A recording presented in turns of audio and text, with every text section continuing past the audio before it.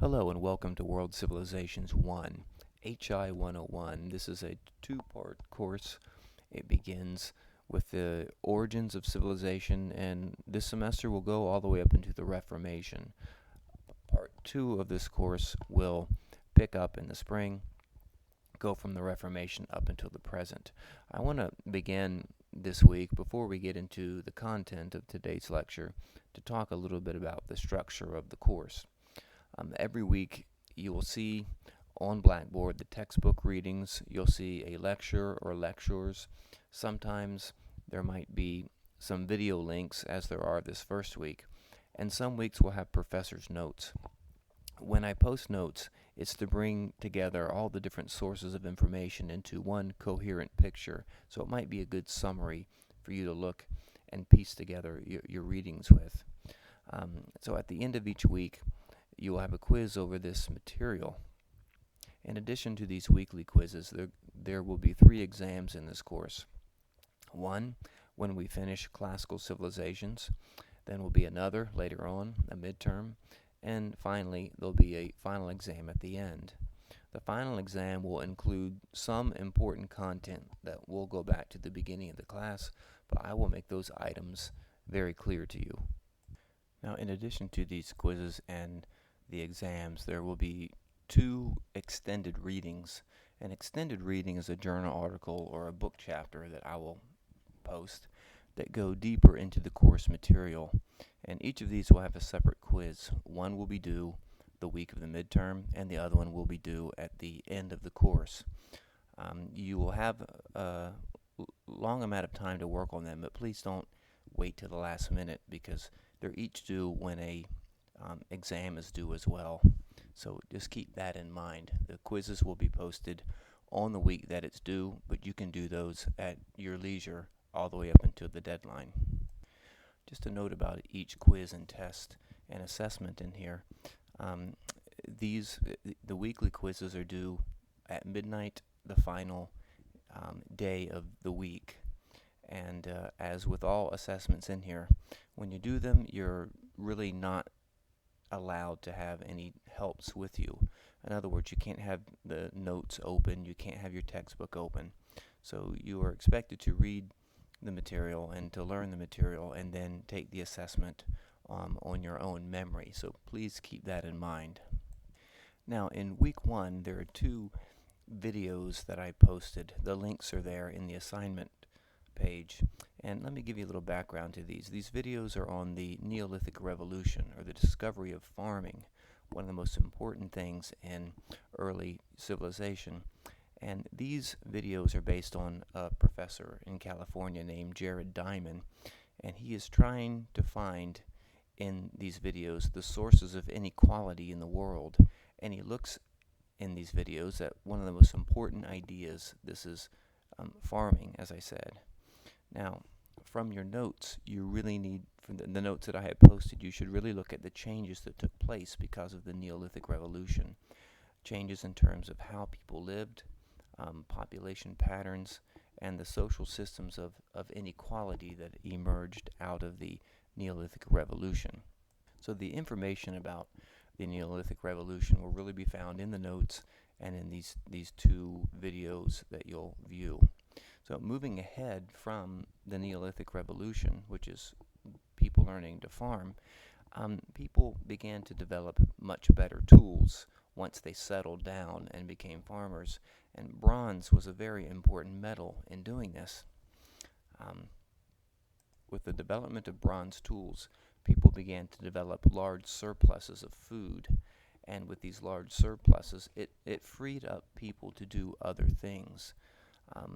They could build very large cities, and we really have the birth of civilization here. Civilization and cities derive from the same word, and a city is a very complex social arrangement. There are many people doing different things besides just gathering food or working on food. And also note in the notes that it's very difficult to define the term civilization. So be aware of that too. So once people learned how to farm, they settled in various areas, And really, there are four main locations in the world of the first major civilizations, and all of them are in the valleys of rivers. The first one we're going to look at is Mesopotamia, and the word Mesopotamia literally means the land between two rivers.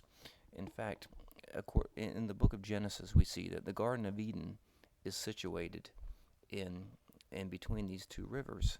And so it's not surprising to us that we find the origins of civilization there. And we also see that Cain, the son of Adam and Eve, was the first farmer that we have in the Bible and in recorded history. In Mesopotamia, this civilization was never really united. It was independent city-states that had a hard time coming together. They fought amongst themselves a great deal. Nevertheless, from Mesopotamia, we get some of the major contributions to world civilization, things that we use all the time, things that you have probably used today. The wheel, for example. The wheel is a contribution of the Mesopotamians, and we kind of take this for granted, but there were very complex and advanced civilizations in the Americas that went for thousands of years without ever knowing the technology of the wheel. So that was a major contribution of the Mesopotamians. The Egyptians would learn the wheel from them and would apply it to other technologies, and pretty soon you have chariots and the ability to move massive amounts of things. Not only the wheel, but the Mesopotamians came up with the first system of writing that we know of. It's called cuneiform. And cuneiform writing was almost certainly developed because of the needs of trade. Merchants need to keep track of things, so they began writing things down. They began drawing images of items that they were buying and selling, and then they also had to express quantity. So if a fisherman had 10 fish, he would actually draw 10 small images of fish. And over time, this became abstract to express number or quantity. So expressions of quantity began to be written, and you have a numbering system. So the first system of writing comes from Mesopotamia. Also, because of this, they have the first epic in history, the Epic of Gilgamesh.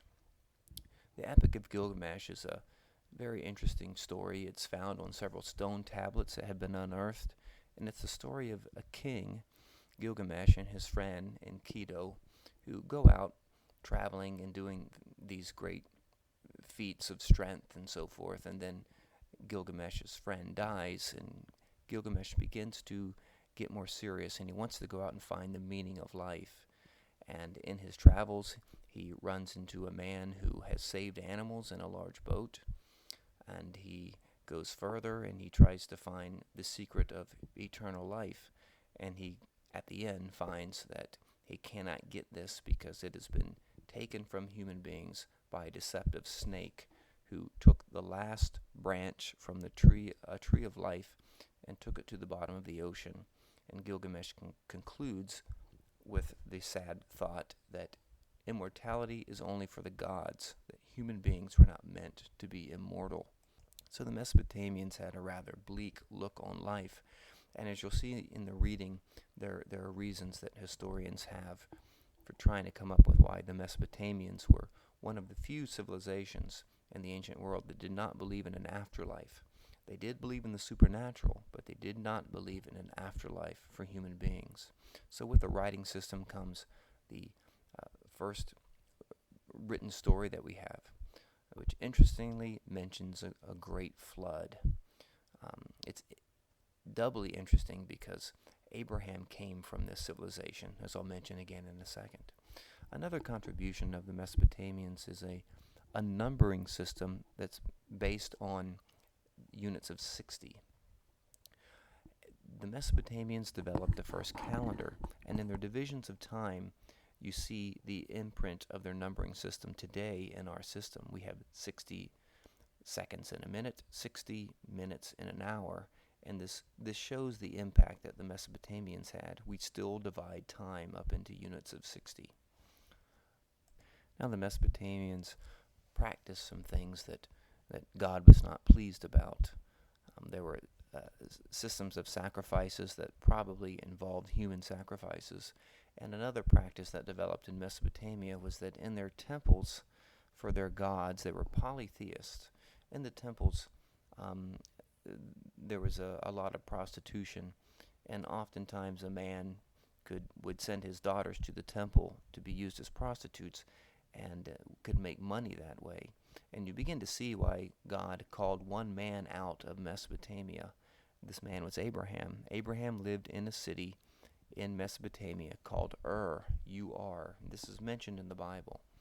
God called him out, and he made a covenant with Abraham that he wanted his descendants to be set apart. And this is called the Abrahamic covenant that you see in Genesis chapter 12, where God makes a promise that he will bless all descendants, all the world through the descendants of Abraham. And of course, this descendant will be Christ.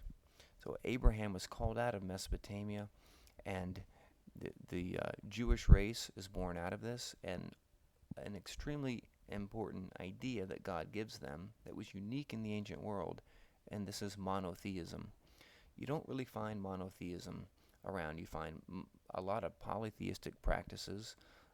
All these river valley civilizations worship gods that were in some way connected with nature, the forces of nature. But here you have something quite different in what's called ethical monotheism. Monotheism is not just polytheism minus every god but one. In other words, it's not just a single god. Polytheism is much different than this. Polytheism, for example, does not really provide an ethical system. It provides a series of rituals of sacrifice to try to tame nature. But polytheistic gods usually don't provide a model for how one should live. You see this especially with the ancient Greeks. The Greeks did not have a belief system of gods that provided any model for how we should live. They were often very bad gods themselves, doing things that were immoral. But in monotheism that you have here that's revealed to Abraham and revealed in the Bible, you have a religion that tells us how we should live, and God's holiness is the standard. And this is a new thing in history, and sets the Jews quite apart from other belief systems.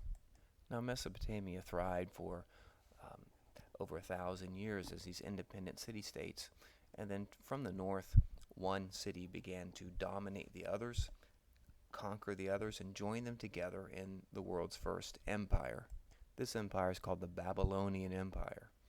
It was situated in the city of Babylon, which is present-day Baghdad in the country of Iraq. We need to define what an empire is. It'll be an important concept throughout this course. An empire, of course, implies a very large area of land.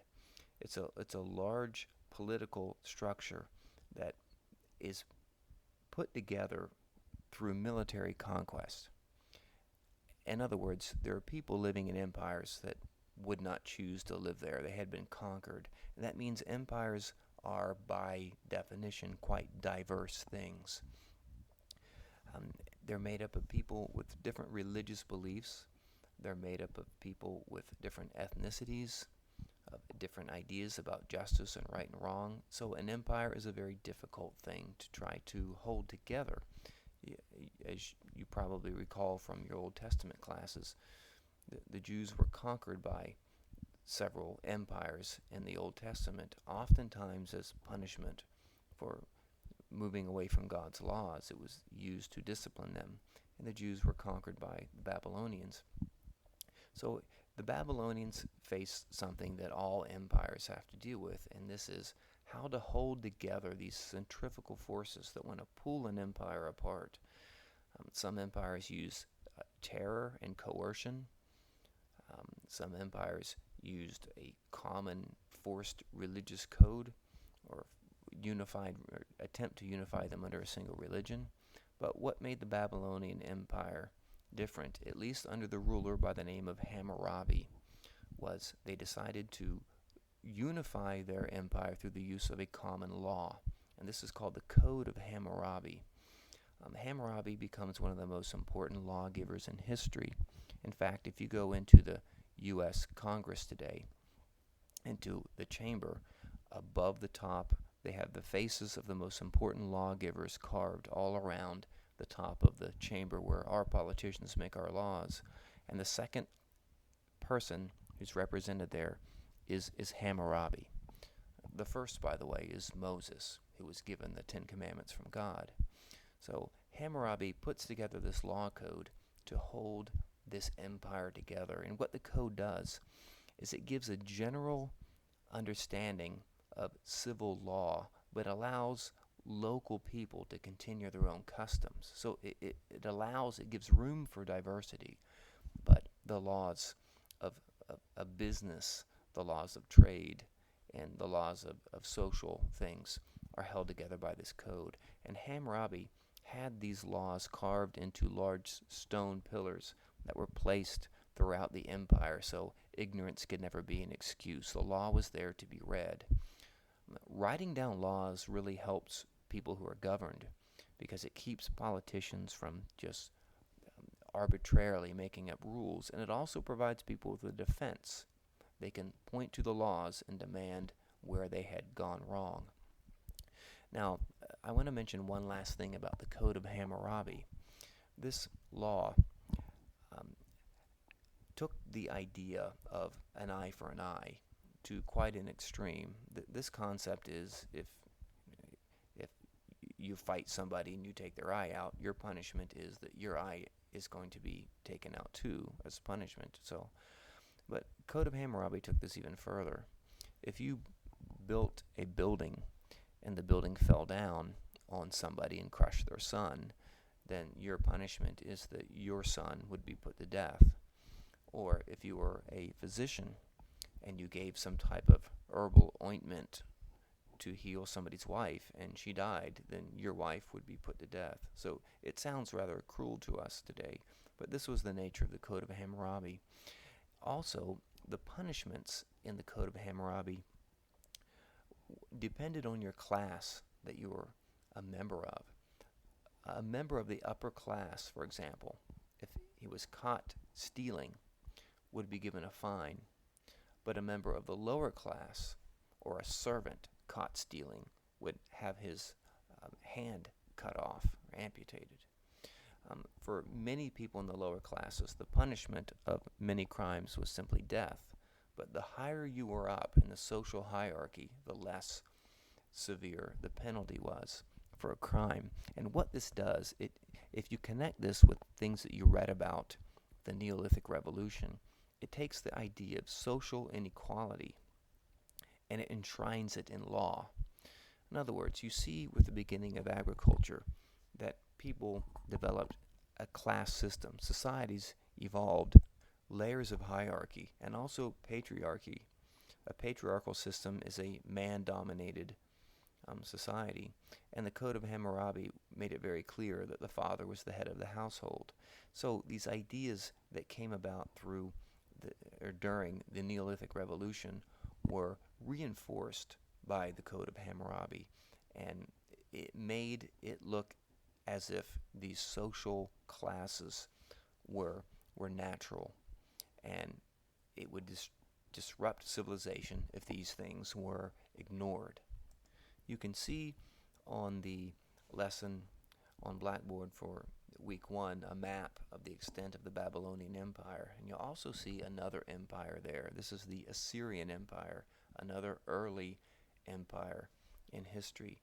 And the Assyrians borrowed or learned about iron technology from the Hittites who invented this, and it gave them an advantage in warfare.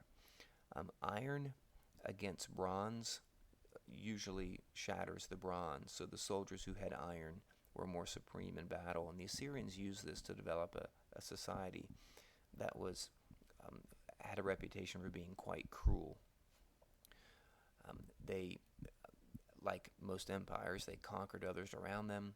They pulled together this diverse group of people, and unlike the Babylonians who used a law code to hold them together, The Assyrians used coercion and cruelty and threat of severe punishment or torture. They were known for doing things like taking their enemies and skinning them alive and hanging their bodies or their skins up in front of other buildings or other cities as a threat to them of what will happen to them if they resist the Assyrian Empire. So this empire, and they're mentioned in the Old Testament as well, this empire had a reputation for cruelty. And the religious center of this empire, where their main god was worshipped, the god Ishtar, today is right outside the modern-day city of Mosul, which is in Iraq. And this city was the center of many pagan rituals and, as I said, the cultural center of this city. And it's interesting that the name of this city in the ancient world is Nineveh. And I want you to think about this for a moment. This empire that had this horrible reputation in the ancient world had a reputation for being cruel and horribly cruel to people that they had conquered. God called Jonah to go witness to these people in the book of Jonah. He called him to go to Nineveh. And this explains a little bit of why Jonah simply didn't want to do this. He's like, please, God, no, not those people. Jonah did not want them to repent. He wanted them to feel the full fury of God's wrath. And so he resisted, and you know what happened to him. And later on, when he finally got to the Assyrian Empire's cultural center, when he got to Nineveh, to his surprise, the people of Nineveh repented, and God showed them mercy. I think in this situation here, we see two things. We see a lot about human nature. We like to see God's punishment and God's blessing debited out to people whom we think deserve it. But we also see something about God, that God's mercy and His love are so wide and so deep that even people such as the Assyrians would see that mercy if they repent. The other River Valley civilization you will learn about in your reading. You'll notice there's a section in the text in the assignments that compares Mesopotamia with the Egyptians, a much better known civilization because their language was discovered over a century ago, and we were able to read Egyptian writing. So you'll read about the Egyptians and see their comparisons with Mesopotamia. When you read that, look particularly at the impact that the land and geography had on them and the difference between their political and social structures. Thank you very much, and we will see you again next week